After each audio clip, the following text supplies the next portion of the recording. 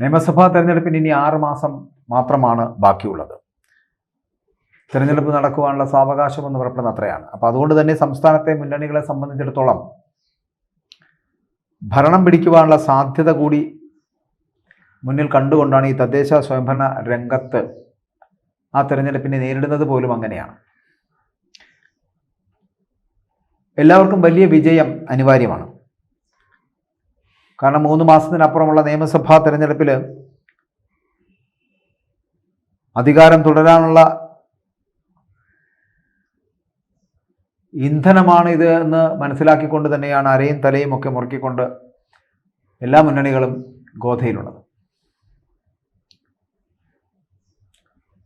കൈവശമുള്ള കോർപ്പറേഷനുകളും ജില്ലാ പഞ്ചായത്തുകളും അടക്കം നഷ്ടമാകുന്ന പക്ഷം ഭരണവിരുദ്ധ വികാരത്തിൻ്റെ ആളിക്കത്തലായിട്ട് അത് മാറുമെന്ന് അറിയുകയും ചെയ്യാം. അപ്പോൾ ആ പ്രചരണം നിയമസഭാ തെരഞ്ഞെടുപ്പിലെ പരാജയ ഘടകമാവുകയും ചെയ്യും.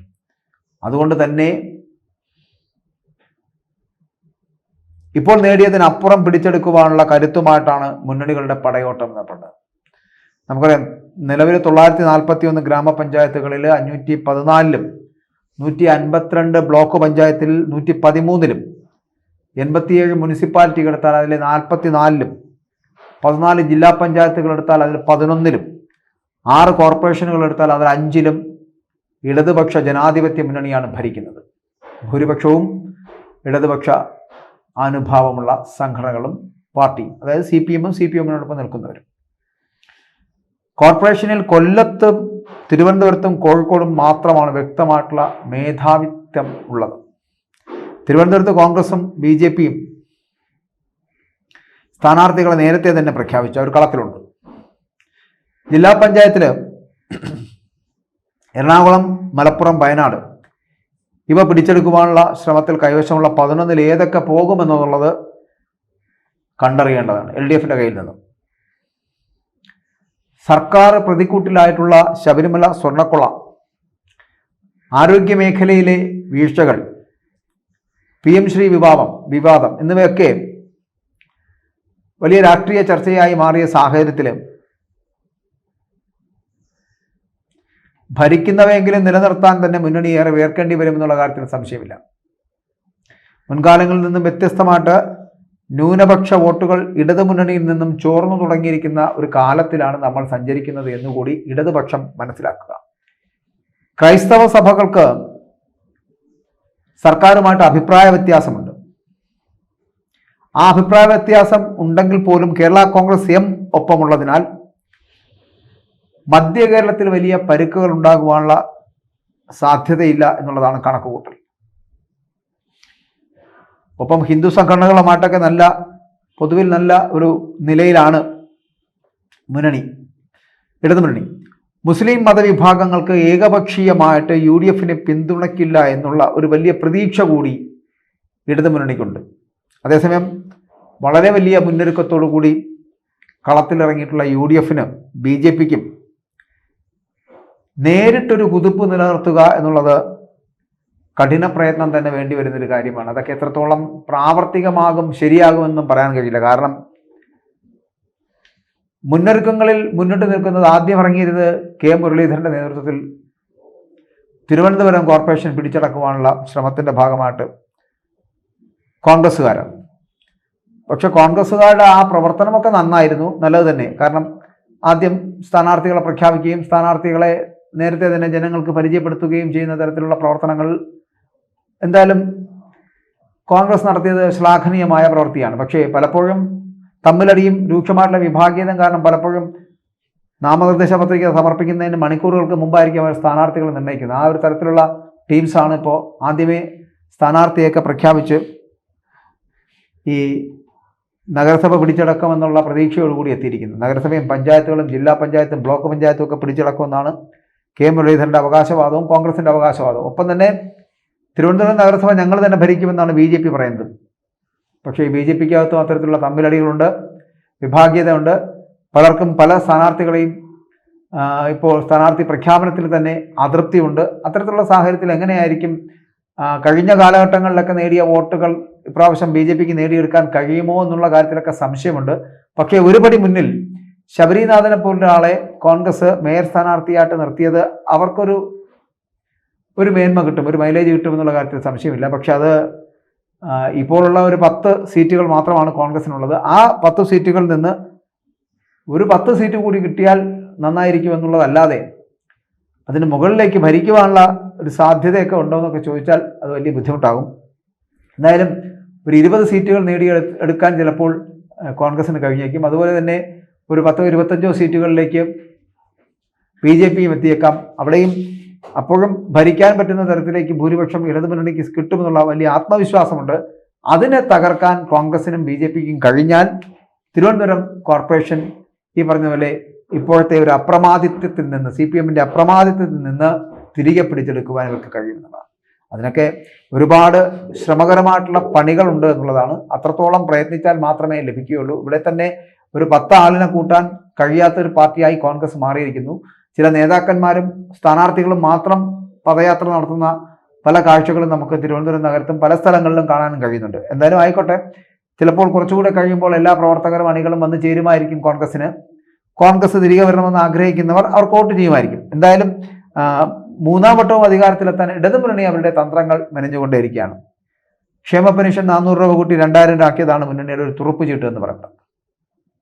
ആശമാർ, അംഗനവാടിക്കാർ, കുടുംബശ്രീക്കാർ, പാചക തൊഴിലാളികൾ, പ്രൈമറി സ്കൂൾ ടീച്ചർമാർ, മത്സ്യത്തൊഴിലാളികൾ തുടങ്ങിയ അടിസ്ഥാന വിഭാഗങ്ങൾക്ക് ആനുകൂല്യം പ്രഖ്യാപിച്ചതും ക്ഷാമബത്തയിലൂടെ ജീവനക്കാരുടെയും പെൻഷൻകാരുടെയും രോഷം തണുപ്പിച്ചതും സ്ത്രീകൾക്ക് 35 വയസ്സിനും 60 വയസ്സിനും വരെയുള്ള സ്ത്രീകൾക്ക് മാസം 1000 രൂപ വീതം നൽകുന്ന പദ്ധതിയും വോട്ടാകുമെന്നുള്ള ഒരു വിലയിരുത്തലിലാണ് CPM മുന്നോട്ട് പോകുന്നത്.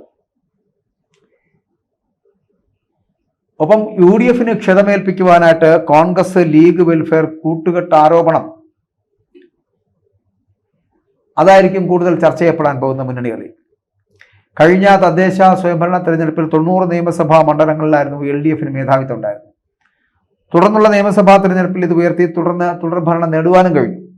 തദ്ദേശ തെരഞ്ഞെടുപ്പിലേത് മുഴുവനും ഈ പറയുന്ന പോലെ രാഷ്ട്രീയപരമായിട്ടുള്ള വോട്ടല്ലെങ്കിലും ആ നിലയിലുള്ള തുടർ മുന്നേറ്റമാണ് മുന്നണിയുടെ പ്രതീക്ഷ എന്ന് പറയുന്നത്. നമുക്കറിയാം, എല്ലാ പ്രാദേശിക തലത്തിലുമുള്ള ആൾക്കാരുടെ കൂട്ടായ്മയാണ് ഈ തദ്ദേശ സ്വയംഭരണ തെരഞ്ഞെടുപ്പ് എന്ന് പറയുന്നത്.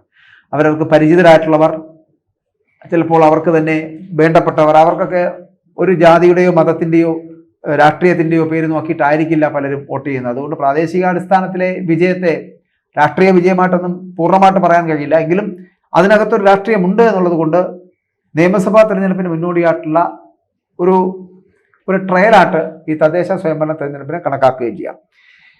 എന്നാലും ലോക്സഭാ തെരഞ്ഞെടുപ്പിലേറ്റ വല്ലാത്ത പരാജയമുണ്ട്. ആ പരാജയത്തിൽ നിന്ന് പാഠം ഉൾക്കൊണ്ടുകൊണ്ട് സർക്കാരിന്റെ മുൻഗണനകളിൽ വരുത്തിയ മാറ്റം, ആ മാറ്റങ്ങൾക്കും ക്ഷേമ വികസന പദ്ധതികൾക്കും ജനം മാർക്കിടുമെന്നാണ് LDF പ്രതീക്ഷിക്കുന്നത്. കഴിഞ്ഞ തദ്ദേശ തെരഞ്ഞെടുപ്പിലെ നേട്ടം അത് ഇക്കുറി ഉണ്ടാക്കാൻ കഴിയും എന്നുള്ള ഒരു ചിന്തയിൽ തന്നെയാണ് അവർ മുന്നോട്ട് പോകുന്നത്. അതുപോലെ തന്നെയാണ് BJPയും. കഴിഞ്ഞ വർഷമുണ്ടായ അല്ലെങ്കിൽ കഴിഞ്ഞ തെരഞ്ഞെടുപ്പിലുണ്ടായ തദ്ദേശ സ്വയംഭരണ തെരഞ്ഞെടുപ്പിലുണ്ടായ ഒരു മാറ്റം, അത്തരത്തിൽ അതിനേക്കാളും കുറച്ചുകൂടി വലിയ മാറ്റം ഇപ്രാവശ്യം ഉണ്ടാകും.